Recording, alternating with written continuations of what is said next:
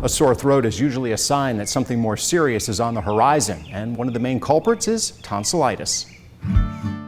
Tonsillitis is a painful inflammation or infection of the tonsils, the two lymph nodes located on each side of the back of your throat. When tonsils become infected, the condition can be characterized by several symptoms: sore throat, fever, bad breath, difficulty swallowing, or swollen lymph glands in the front of the neck. The specialists at Lake Ear, Nose, Throat and Facial Plastic Surgery explain how they decide when it's time for a tonsillectomy. If somebody is having a sore throat, generally you'll look for other systemic issues such as a fever, chills, sweats, how long it's been going on, and on exam looking at their throat, is there evidence of pus in the throat, tonsil inflammation, is the back wall red, and there can be some cobblestoning, which is a clinical term we use that suggests post-nasal drainage.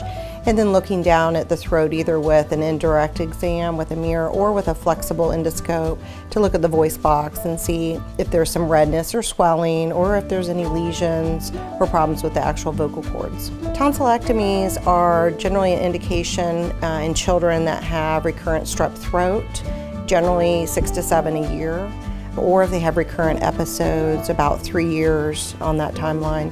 And also if they have evidence of sleep apnea or symptoms consistent with sleep apnea, adenoid tonsillectomy is recommended.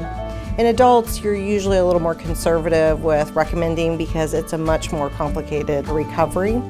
But generally, if they also are a candidate from a standpoint of sleep apnea, recurrent tonsil infections, or if there's some concerning pathology of one tonsil is bigger than the other and they're a smoker or have some other risk factor, you'd want to take the tonsil out.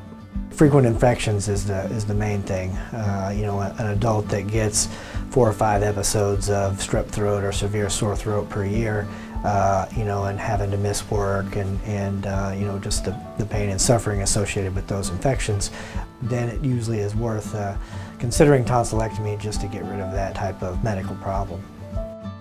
We also see kids that have a lot of tonsil problems, and they can manifest in several different ways, including enlarged tonsils, and that can cause a variety of other problems, including snoring and sleep disordered breathing, which includes sleep apnea. And that's actually where a child actually stops breathing for 10 or 15 seconds at a time and almost has to wake themselves up to continue breathing.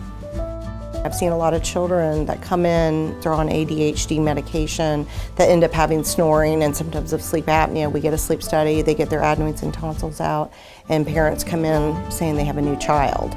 As far as the evolution of the tonsillectomy, I've seen the classic scalpel technique, and they have a coblation type technique now that reduces the pain and bleeding and has a much quicker recovery. For more information on the services available at Lake Ear, Nose, Throat and Facial Plastic Surgery, please click on the Time for a Tonsillectomy story link icon on our homepage at yourhometownhealth.com.